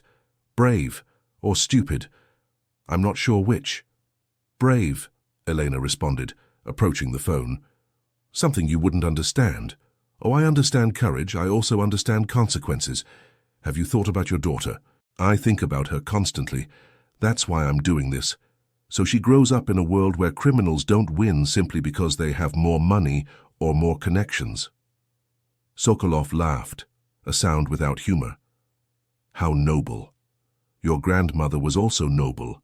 Look where that got her, 20 years hiding like a rat." "My grandmother," Elena said with a voice trembling with contained fury, "lived with dignity while you live with shame. She protected knowledge. You destroy it. We're not the same." "No," Sokolov agreed, "because I'm alive and free and she's dead." "See the pattern," Dante intervened. "Your threats won't work, Sokolov. We already have 3 governments formally involved. Interpol is coordinating with national agencies. Your network is crumbling as we speak." "My network?" The amusement in Sokolov's voice intensified. "Mr. Moretti, I'm a small fish. The real players are far above my level, and they don't negotiate. They simply eliminate problems." "Is that a direct threat?" one of the lawyers asked, recording the call. "It's an observation," Sokolov responded softly. "Elena Volkov is now a problem for very powerful people, and problems tend to resolve themselves." The line cut. For a moment, no one spoke. The silence in the office was absolute. Then Patricia broke the spell. "That call is being analyzed by forensic experts. The implied threats are enough for an additional arrest warrant." But Elena barely listened. Sokolov's words echoed in her mind. "The real players are far above my level." "It was never just about Sokolov," she murmured. "He's just an intermediary, like he said from the beginning." Dante approached, taking her hands. "Which means when we arrest him, he can give names. He can expose the people higher up the chain. Or they can silence him before he does." Dr. Petrovich intervened from his video conference. "Elena, governments are already moving. Ukraine has issued a formal extradition request for 3 collectors named in your grandmother's records. Poland is doing the same. This is bigger than Sokolov now. International legal machinery is in motion." "But how long until Elena is officially protected?" Dante asked. 48 to 72 hours for formal protection. But I've already coordinated with contacts at the State Department. They're accelerating the process." Patricia added, "And I've doubled security. No one enters or leaves this building without being verified 3 times. Sophia's school has additional protection. The hotel has security on every floor." Elena nodded, trying to feel comforted. But Sokolov's words kept haunting. "Problems tend to resolve themselves." That afternoon, while Elena reviewed more of her grandmother's documents, she found something she'd overlooked. A diary entry dated just weeks before Katerina died. Elena reread the passage 3 times. Coordinates? Hidden in what language? Rusin was the language they shared, but she hadn't seen anything that looked like coordinates in the documents they'd reviewed. "Dante," she called, showing him the diary. "What do you think this means?" He read carefully. "Do you think there's more information? Something we haven't found in the trunk? Or something hidden in a way we don't yet understand?" They spent the next hours reviewing every document again. This time, Elena didn't just translate the obvious words. She looked for patterns, codes, anything that could be a clue. And then she saw it. In the margins of several documents, Katerina had written numbers Elena had assumed were dates or catalogue references. But if you read them in Rusin, using the old Cyrillic numbering system her grandmother had taught her as a curiosity, "Their coordinates," Elena whispered, feeling her heart race. "My God, their coordinates." Dante immediately called Patricia. "I need you to track these locations." While Patricia worked on her laptop, Eleanor continued deciphering. There were at least 20 different sets of coordinates, each carefully hidden in document margins about specific artifacts. "The first location," Patricia announced, "is a warehouse on the outskirts of Budapest. The second, oh, this is interesting, it's a private mansion in London, property of—" Her fingers flew over the keyboard. "Lord Pemberton, a known collector with important political connections." "My grandmother knew exactly where the stolen objects were," Elena murmured with amazement. "Not just who had them, she knew the exact locations." "This information is dynamite," Dante said. "With this, authorities can execute simultaneous raids, recover hundreds of artifacts at once." Dr. Petrovich, still on video conference, looked almost shocked. "Elena, your grandmother spent years tracking these objects. This is a lifetime's work." Elena felt tears rolling down her cheeks. She finally understood the weight Katerina had carried. Not just knowledge of crimes, but the exact locations of stolen treasures. And she had lived with that, unable to act, protecting it, so that someday someone would use it. "We need to turn this over to authorities immediately," Dante said. "But carefully," Patricia warned. "If Sokolov or his bosses find out we have this additional information before authorities can act—" She didn't finish the sentence. She didn't need to. Elena looked at the documents spread across the desk, the coordinates carefully hidden in margins, her grandmother's lifework finally exposed. Katerina had lived in silence, but had ensured her silence wouldn't be useless. "Do it," Elena said firmly. "Turn over everything. It's time my grandmother's work finally matters." And while Patricia began coordinating with international authorities, while Dr. Petrovich explained the magnitude of the discovery to government officials, while Dante organized reinforced security logistics, Elena felt something she hadn't felt in weeks. Hope. Maybe, just maybe, they were going to win. Maybe. The next 72 hours were the most intense of Elena's life. Authorities from 6 different countries coordinated simultaneous raids based on Katerina's coordinates. The media exploded with the story. Photographs of recovered artifacts filled international front pages. Lord Pemberton was arrested in London. A Polish politician resigned before they could formally accuse him. A Russian businessman fled the country, leaving behind a mansion full of stolen treasures. And Viktor Sokolov disappeared. "How does someone like that simply disappear?" Eleanor asked, pacing nervously through Dante's office. Sophia was in the break room with guards, busy with coloring books, but Eleanor couldn't relax knowing Sokolov was still free. "He has resources," Dante responded. "He's probably been preparing an escape route for years." Patricia entered with her tablet. "Interpol has issued a red notice. 190 countries are looking for him. He can't hide forever." "But he can hide long enough to send someone after me," Eleanor murmured. "That's why formal protection is being expedited," Patricia said. "Ukraine has offered honorary citizenship. That comes with diplomatic protection.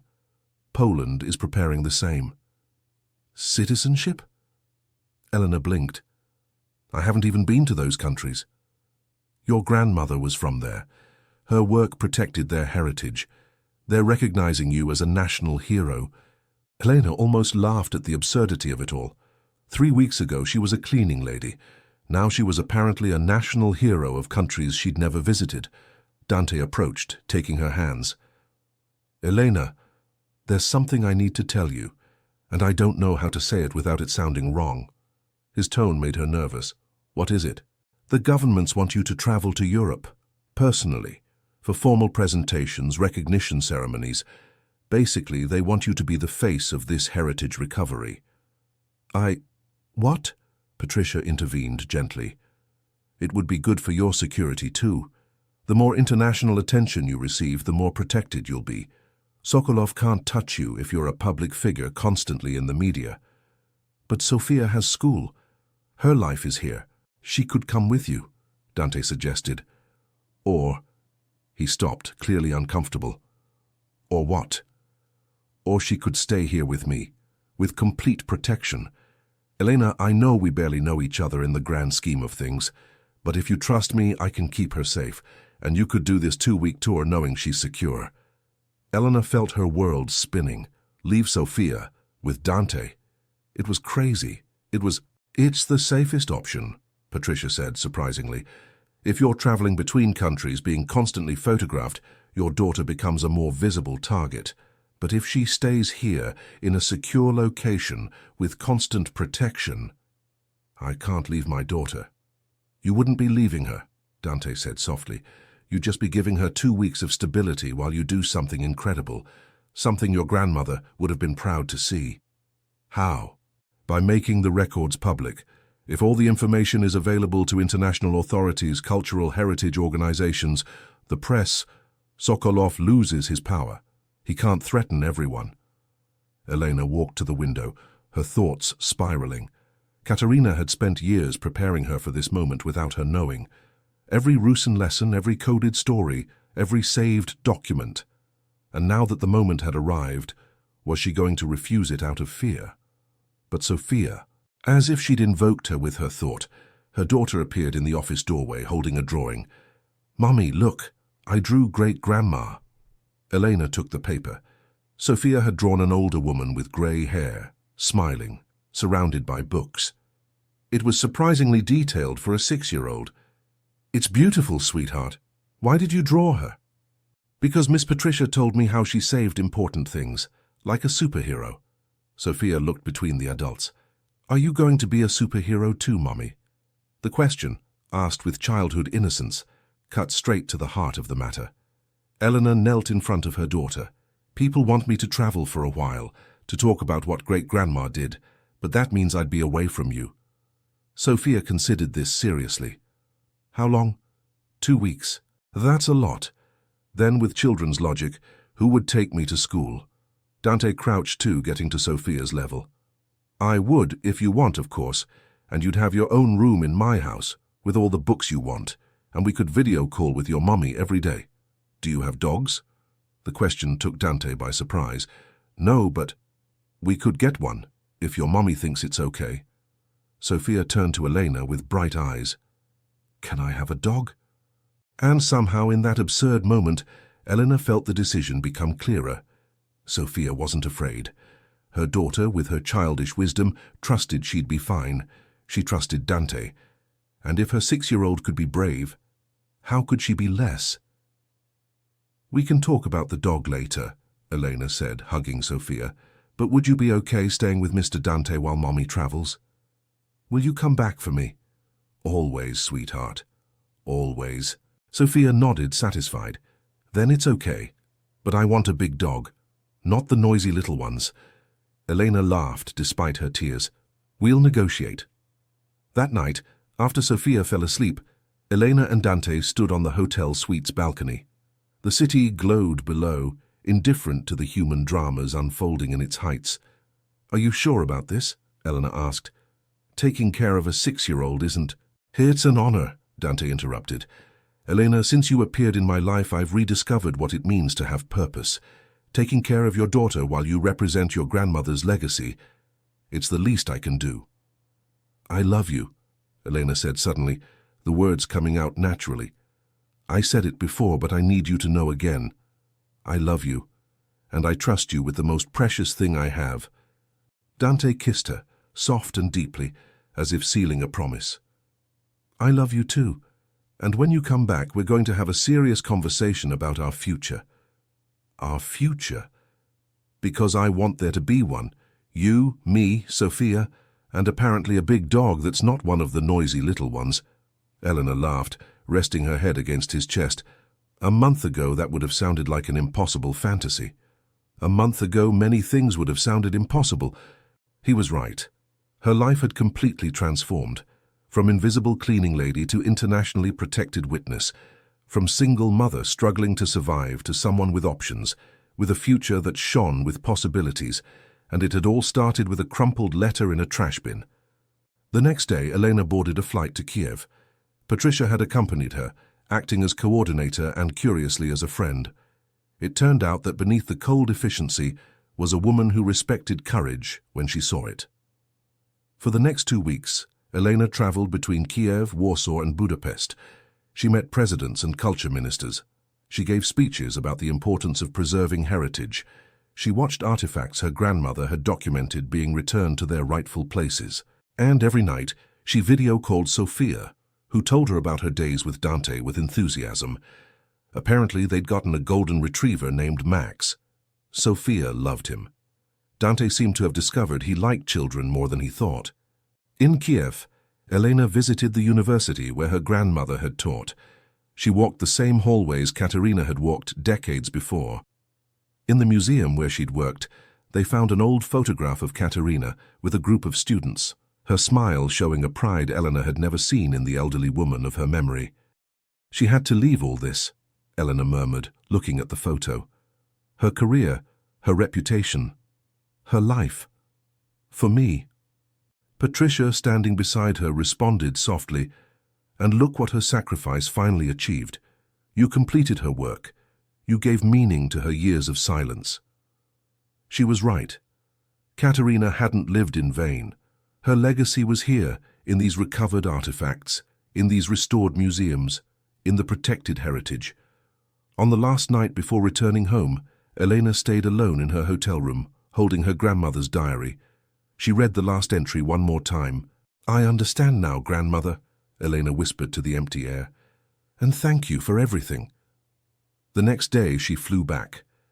And when the airport doors opened, and she saw Dante waiting with Sofia in his arms, both smiling as if she were the most important thing in the world, Elena knew she had finally found her place, not in invisibility, not in the shadows, but here, in the light, where her story and her grandmother's finally mattered. 6 months later, the art gallery was bathed in soft light that made the exhibited artifacts shine with restored dignity. "Recovered treasures, the legacy of Katerina Volkov," said the banner over the entrance. It was the culminating exhibition of all the objects that had been recovered thanks to her grandmother's records.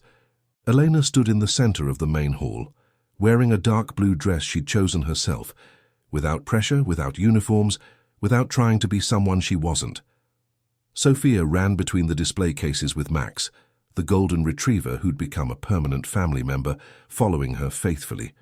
"I can't believe all this is real," Elena murmured, observing a 16th century icon glowing under carefully positioned lights.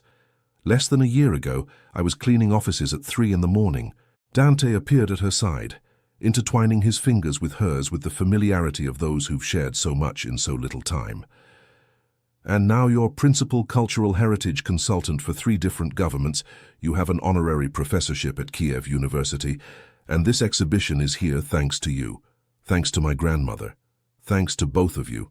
Patricia approached with her tablet, but her expression was one of satisfaction rather than urgency. She discovered she liked coordinating cultural events almost as much as managing corporate crises. "The ambassadors just arrived, and there's a surprise." "What kind of surprise?" "The kind that's better you see for yourself."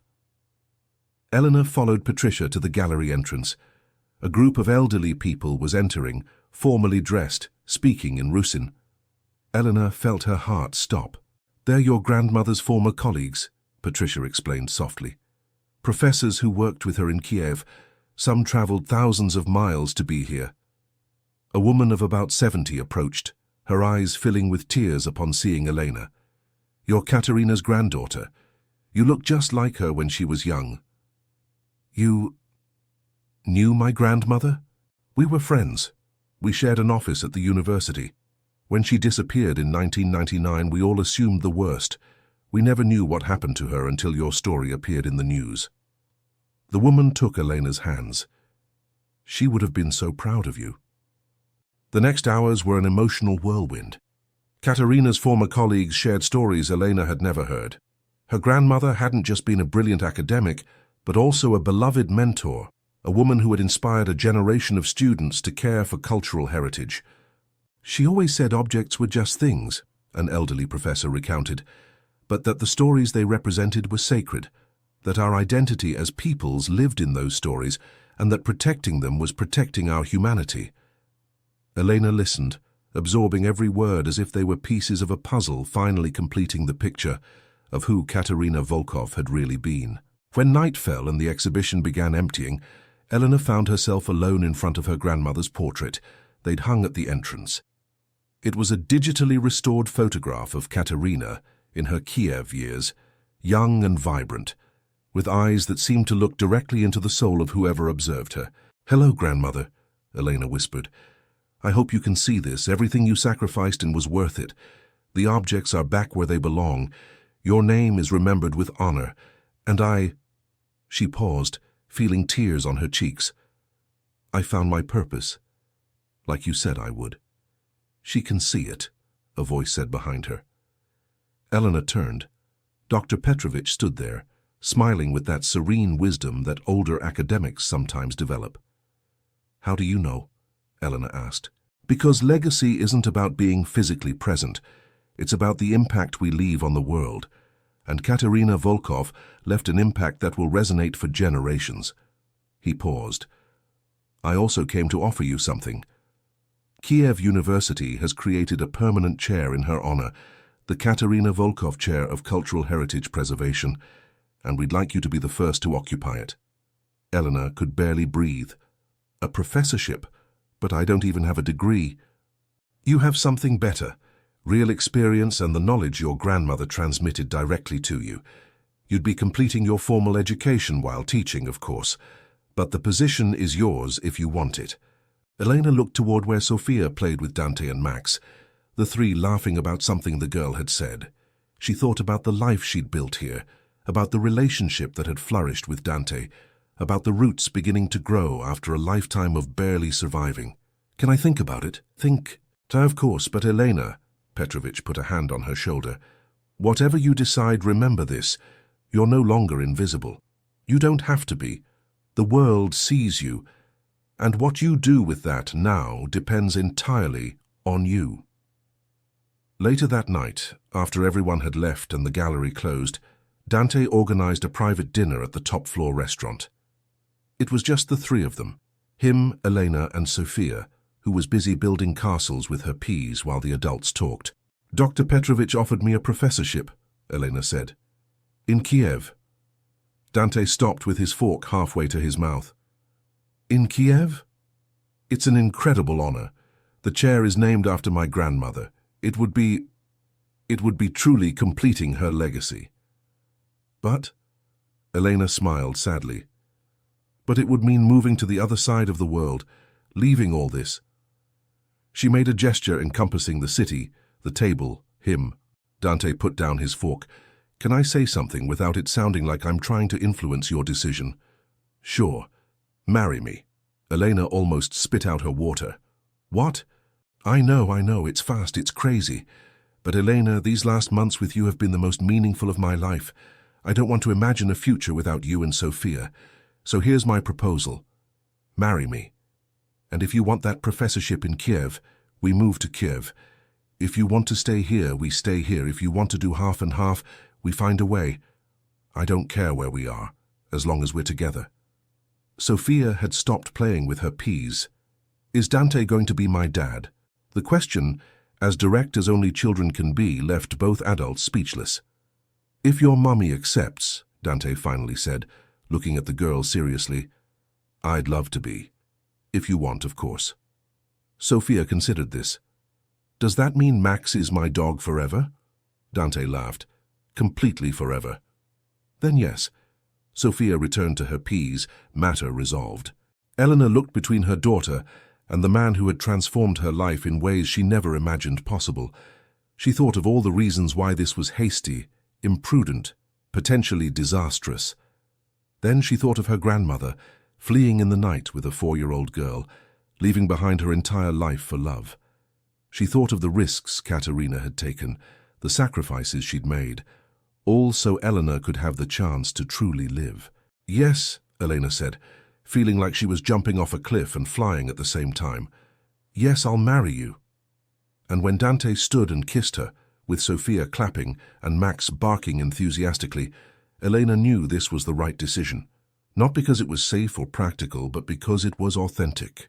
3 months later, Elena Volkov and Dante Moretti married in a small ceremony in the gardens of a museum in Kiev.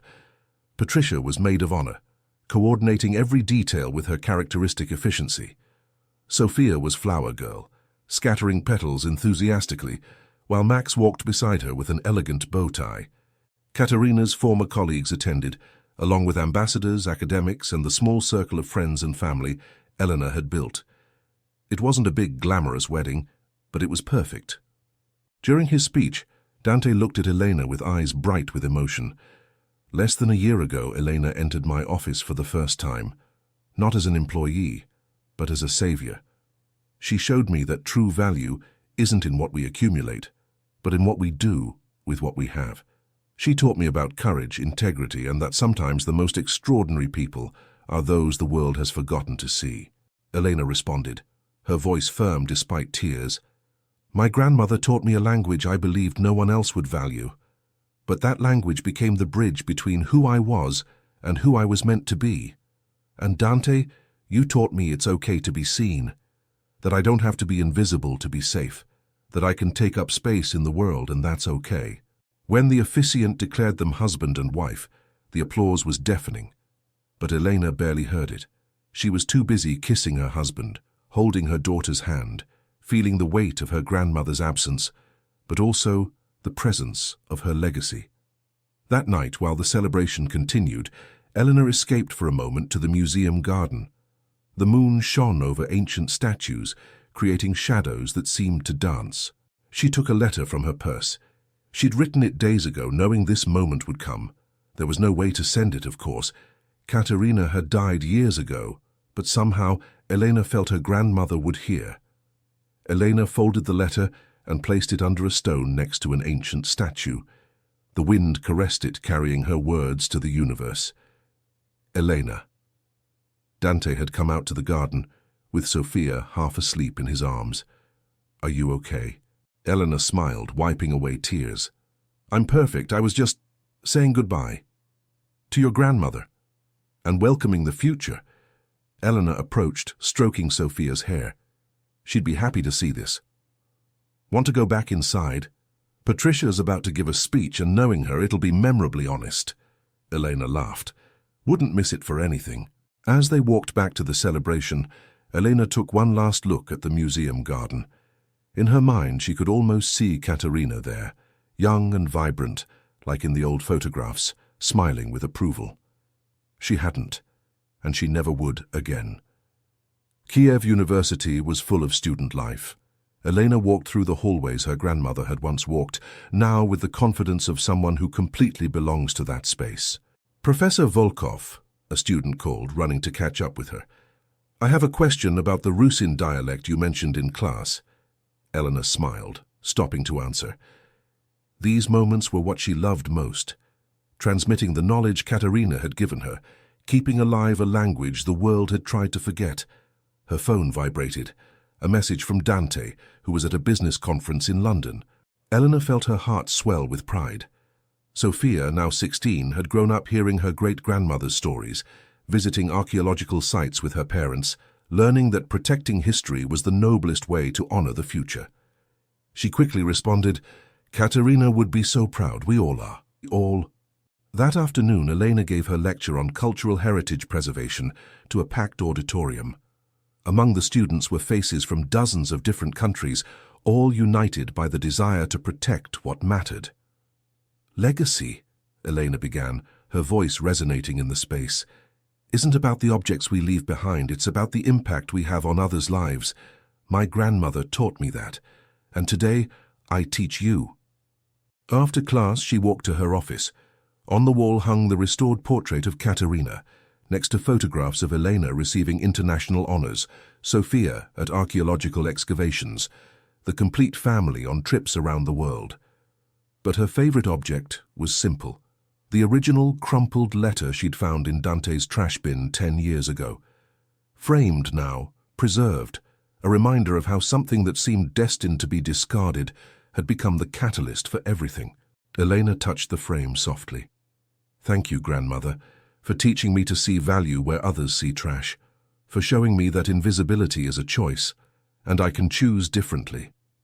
And in the silence of her office, with the afternoon light filtering through the windows, Elena Volkov knew with absolute certainty that her life had meaning.